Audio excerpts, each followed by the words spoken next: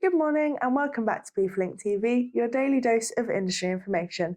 Today we're joined once again by Paweł from our policy and compliance team, and today we're going to be talking about BIFA's political engagement with external stakeholders. So Paweł, first thing first, thank you so much for joining us this morning. Thank you, Brooke. So recently, I know you've attended a lot of events and meetings with kind of MPs and other trade bodies. Can you just kind of talk about why this political engagement is such a big item on BIFA's agenda? Yep, no, that's fine. Well, these engagements and events, engagement session meetings, events, they just basically allow us to discuss matters important to us as an industry. Yeah. They allow us to present our point of view, and what obviously we want to do is make sure that our concerns, our ideas as well, because it's not only about concerns, it's also about ideas, are presented to decision makers, political decision makers, other actors in the supply chain. And we think it's important because traditionally BIFA has engaged with civil service, and we focus on that sort of technical side of operations or legislation.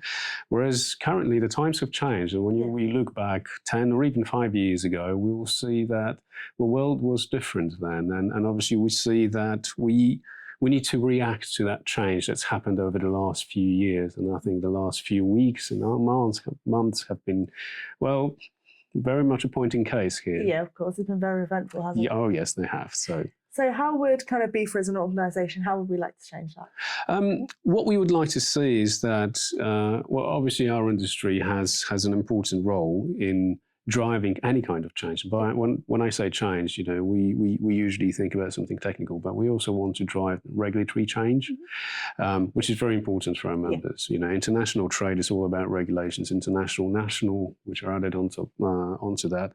And we also want to drive change in terms of innovation. So we look at systems, we look at IT solutions, infrastructure perhaps as well. I know it's a slightly different discussion. And to that effect, we've opened a number of communication channels. So as an example, we're speaking to trade negotiation teams at DBT. We're talking to the Cabinet Office. Obviously, we still talk to our friends and colleagues at HMRC. But as you can see, that we're trying to take this engagement a little higher up the chain, perhaps. I'm not quite sure whether that's the right way to do it, but obviously this is how we want to make sure that the change starts with our initiative and we're not just a reactive party here. And you mentioned kind of the past couple of weeks have been really kind of fundamental in that. Can we just kind of talk a little bit about what you've done recently? Yes, I mean, the last couple of weeks have been quite eventful, but the truth is, it's the last few months that I think I'd like to say we've stepped up our sort of engagement and obviously operations, perhaps I should say. So just last week, we attended an all-party parliamentary group meeting, and it was one for international trade and investment, and there was an inquiry into future-proofing supply chain, which we gave our sort of view on. We obviously took an opportunity to present our views or the industry's views to the MPs who were present in that meeting.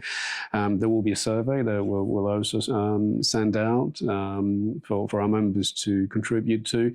So that's just one event, and it was just one last week. But there were other events that we've attended over the last few months, and obviously they've allowed us to build this rapport and I would probably say a sort of stable relationship with the government. And then we will continue doing this, and hopefully we'll have more to report, and obviously there will be more that we would like our members to contribute to over the next few months, and probably longer term as well. So that's the goal, and I think that's what I'm trying to explain here. Yeah, and of course these meetings are a good forum to kind of represent our members as well, aren't they? Absolutely. I mean, our members have views, we have our agenda as well, but we're the people who actually facilitate trade, and I think that's important that we are heard by others in that and in this decision-making environment, and that's why we will be speaking to parliamentarians, we will be speaking to the civil service, we will be speaking to other stakeholders, and we will be representing our members' views to that effect. Perfect. Thank you so much, Paweł. Thank you, Brooke. Thank you. As Paweł mentioned, there is a survey which is now live, which we will leave a link in the description to if any of you guys want to take part. That's all for today's edition of BIFA Link TV, your daily dose of industry information.